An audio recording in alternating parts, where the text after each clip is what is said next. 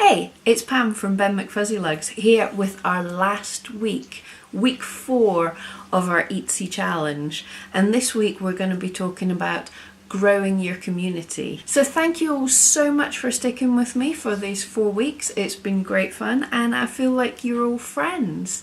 So that's why you get to put up with my ugly mug sitting here looking at you instead of hiding behind the computer today. So that's what I'm wanting to do this week, is to work on building our community, building our fans, making friends and connections so that it doesn't matter where we are on Etsy or anything else. We've got fans that if, let's face it, if the worst comes to the worst and we want to leave Etsy for any reason, or it's not working or anything, we have a community of our fans, our friends, that we can get in touch with and tell them where to find us. Now I know some really successful shops on Etsy that only have 2 or 3 listings in their shop at any one time. The reason they're so successful is because every time they list something, they post it to their fans in all the places they're following them, and their fans just snap up their work straight away. They have an avid base of collectors, which sounds absolutely fantastic, doesn't it? Now I know most of you have come sorry, I've got a dog down here. You can probably just see an ear in frame. Hang on. That's Mia. Right, so I'm so professional.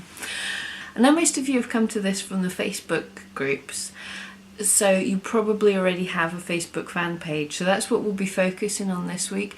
But if you don't have a Facebook fan page, and I would recommend making one, but if you don't and you don't want to, you can also do this, you can follow these steps either using your Sell on Etsy app or on Pinterest or Instagram stories, all sorts of things. This is just building a connection with your fans. So firstly, for this, it's going to take a little bit of planning through the week what you're going to publish. So we're just going to start off with something a little easy. So I just want you to go over to my page, Ben McFuzzylugs, and I'll have a post on there. I'll put that up today, just saying a little introduction to new shops, to different shops that my fans might be interested in. So if you want to pop onto that post and post a link to your fan page and also a little description of what it is that you do. So that's the first thing. And then I want you to, if you could just interact with a few pages that have already liked there, don't just post and spam, spam and run. Have a like up on a couple of other pages there, and also on your page, if you want, post the same thing, introducing your fans to a different load of artists and sellers and everything else that they might be interested in. Because what we have to remember is, as a community of Etsy sellers, we're not actually in competition with each other. I know it feels like it, but we're not. If we support each other, if someone comes to Etsy because they've seen my shop elsewhere and they set up an account and they buy on Etsy and they're happy with it, they're a purchaser on Etsy. They might come back and buy from other shops. So if we all work together to bring extra people in, they could buy from any of us. We're not in competition, we're a community. Okay, so what we want to do after this is going to plan a series of posts on Facebook.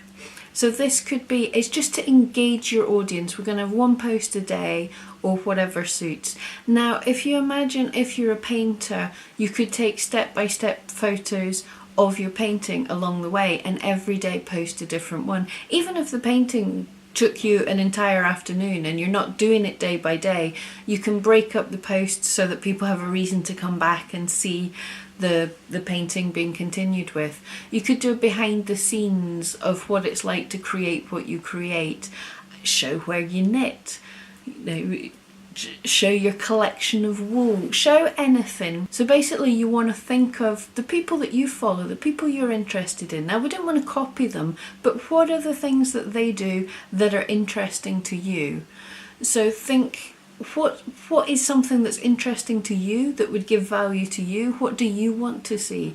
Do you like to see, oh well, this artist, today they took a day off and went for a walk in the Bluebell Woods. it would be nice to see the pictures of that. Is that something that would interest you in an artist you're following? You know, how much of a human touch do you like from them? Do you like to see step-by-steps? Would you like to see, you could even like a live video of something they're doing immediately at that point? Anything that would interest you, stick it up. Now, I say this, we're going to plan what we can put up for a week, every day for a week. But the great thing on Facebook is you don't actually have to post it every day. You can schedule posts. So like I said, if your painting takes an afternoon and you've taken all these pictures, you can actually sit down and schedule your posts to go up once a day. So when you go to hit post, there's a little arrow at the side, a drop down, and it can say schedule. So you write your post as normal, but instead of just hitting to post it, you hit to schedule, and then you set the day that you want that scheduled at.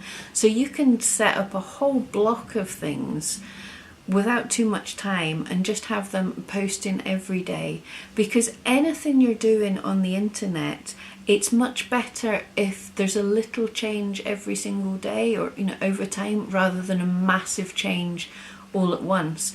So it's better for your fans to see a little bit of every day come back and keep engaged, see how things are changing, see new things, rather than a massive post that, to be honest, most people aren't going to read all the way through.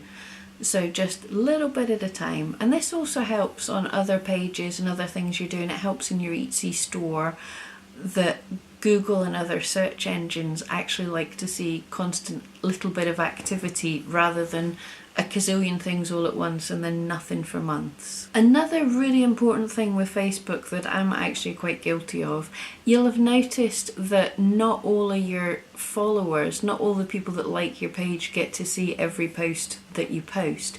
Facebook's really specific about that.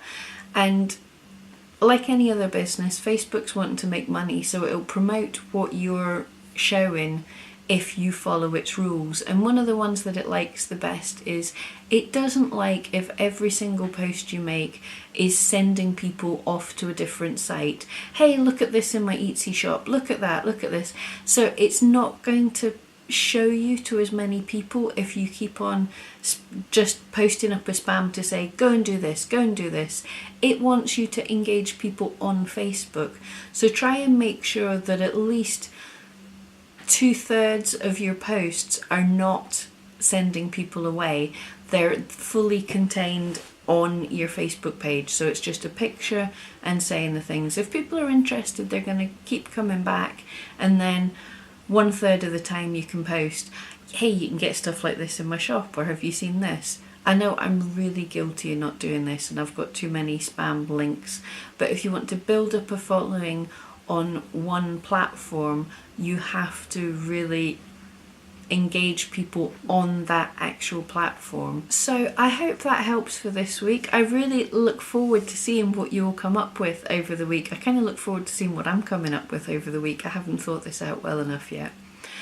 I also looking forward to next week when we all see how we've done. Hopefully things have improved a little in all of your shops, or at least you've got some motivation. Like I say, a little and often is the best way to build up momentum in your shop.